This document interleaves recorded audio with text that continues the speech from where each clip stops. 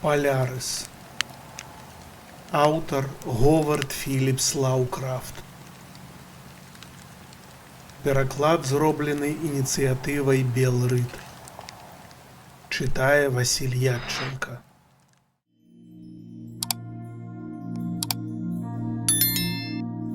У паўночнае акно майго пакоя звышнатуральным святлом зяе палярная зорка. Цягам пякельна доўгіх гадзін цемры ночы мігціць яна. І восеньскай парой, калі вятры з поўначы лаюцца і скуголяць, а чырваналістыя дрэвы з балот нешта шэпчуць адно аднаму у ранішнія гадзіны пад рагатым таючым месяцам, я сяджу ля акна і сачу за гэтай зоркай.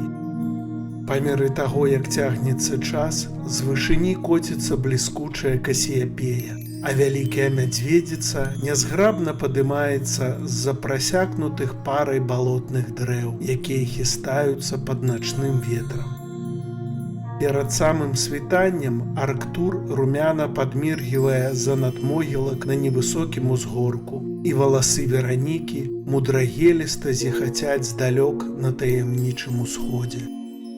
Аднак палярная зорка ўсё роўна пазірае ўніз з таго самага месца на чорным небасхіле, жудасна падміргваючы, як стары вар'ят, які імкнецца перадаць нейкае дзіўнае паведамленне, але ўжо не здольны нічога прыгадаць, акрамя таго, што калісьці меў паведамленне.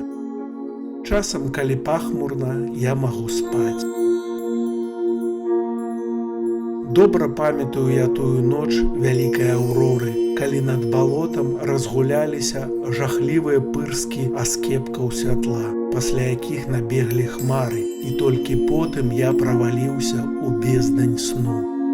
І менавіта пад рагатым таючым месяцам я ўпершыню убачыў горад.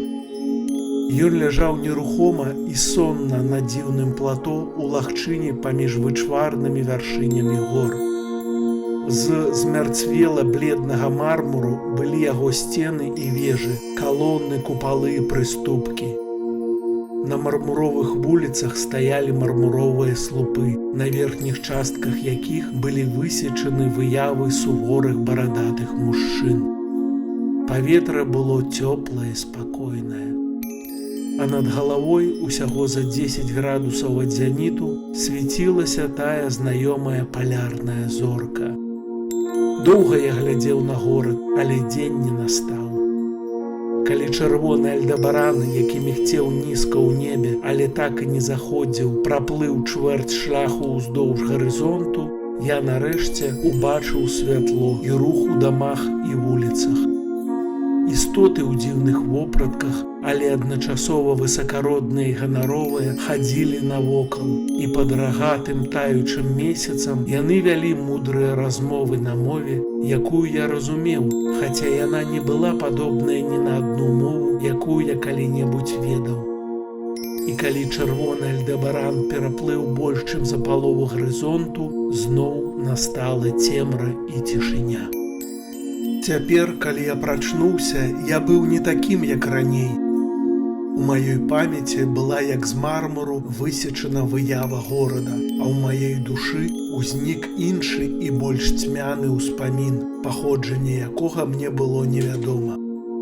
Пасля гэтага ў пахмурныя ночы, калі я мог спаць, я часта бачыў той горад, то пад гэтым рагатым месяцам, які марнее, а то пад гарачымі жоўтымі промнямі сонца, якое не заходзіла, але нізка круцілася вакол гарызонту.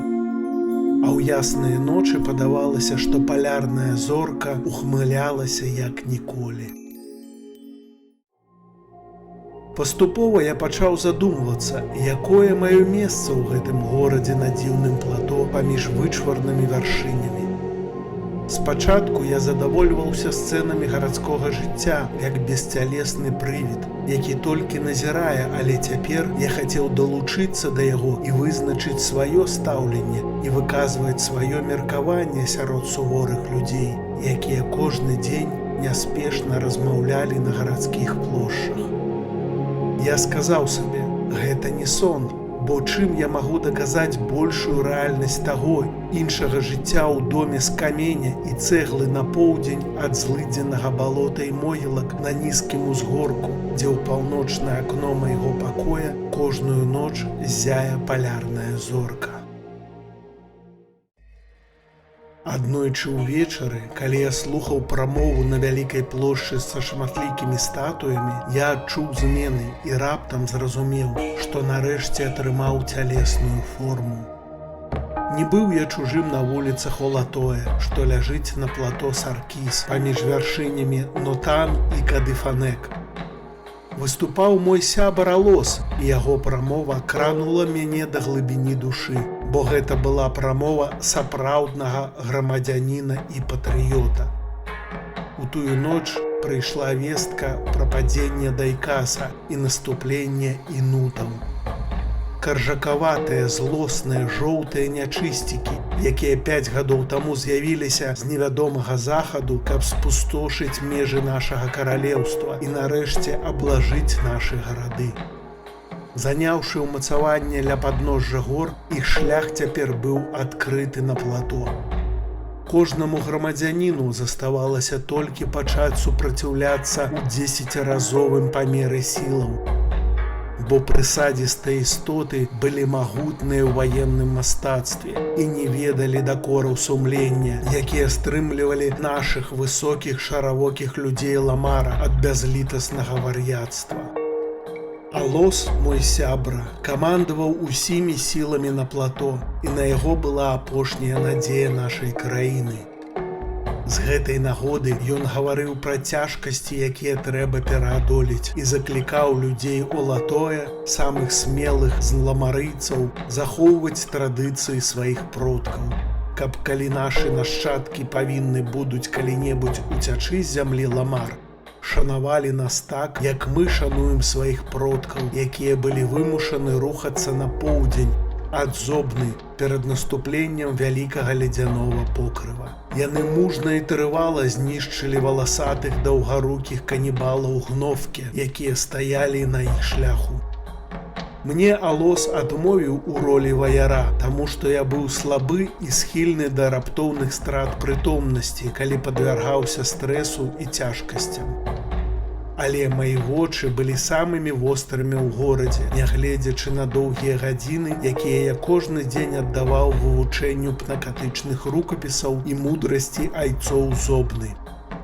Таму Алос, не жадаючы пакідаць мяне безуважным, узнагародзіў тым абавязкам, які быў нічым не горшы за ваяра па значнасці. На вартавую вежу Тапнен ён паслаў мяне, каб там служыць вачамі нашай арміі. Калі інуты паспрабуюць неспадзявана для гарнізона захапіць цытадэль праз вузкі праход за вяршыняй Нотан, я павінен буду даць сігнал агнём, які папярэдзіў бы падрыхтаваных салдат і выратаваў горад ад неадкладнай катастрофы.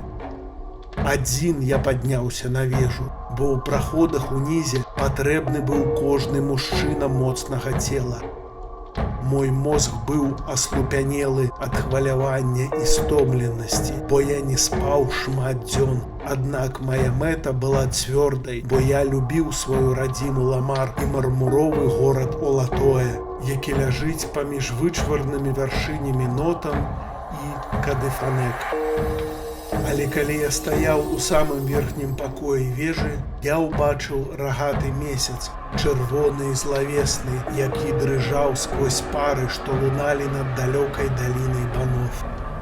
А праз адтуліну ў даху зіхацела бледная палярная зорка, якая пырхала нібы жывая і пазірала, як дэманічны спакуснік. Мне падавалася, што яна шаптала злыя парады, падштурхоўваючы мяне да здрадніцкай дрымотнасці, праклятым рытмічным абяцаннем, якое яна паўтарала зноў і зноў.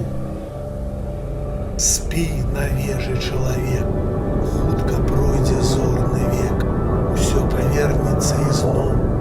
Буду ззяць я сярод зор, зоры новыя вісяць, каб другой істоце ззяць, заспакоіць, благословіць, і яна на варце спіць. Зноў крадзецца па двары, за дзвярамі жах стары. Дарэмна я змагаўся са сваёй дрымотнасцю, спрабуючы звязаць гэтыя дзіўныя словы з нейкімі ведамі пра неба, якія я атрымаў з пнакатычных рукапісаў. Мая галава, цяжкая і хісткая, апусцілася на грудзі, і калі я ў наступны раз падняў вочы, я быў у сне.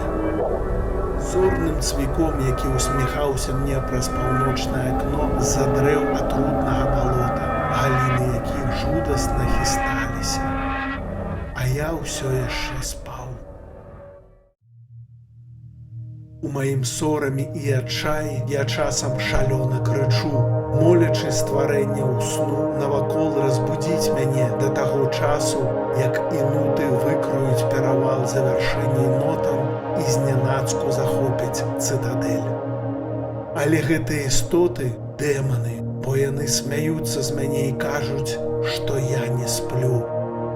Яны здзекуюцца з мяне, пакуль я сплю, і пакуль магчыма, прысадзісты жоўты вораг бясшумна падкрадаецца да нас.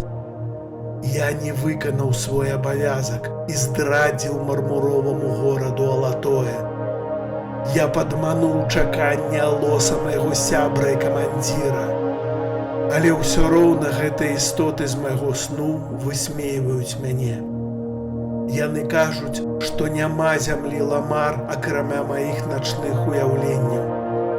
Што ў тых землях, дзе палярная зорка ззяе высока, а чырвоны Альдебаран паўзе нізка вакол гарызонту, не было нічога, акрамя лёду і снегу на працягу тысячагоддзяў, і ў такім холадзе ніколі не жыло людзей, акрамя прысадзістых жоўтых істот, якіх яны называюць эскімосы. І пакуль я задыхаюся агоніяй здрады, пішучы ў сваім пакоі з акном на поўнач фанатычныя пантаннасці выратаваннем горада, небяспека з кожным імгненнем урастае. Дарэмна я імкнуся пазбавіцца ад гэтага ненатуральнага сну пра дом з каменя і цэглы на поўдзень ад гнілога балота і могілак на нізкім узгорку.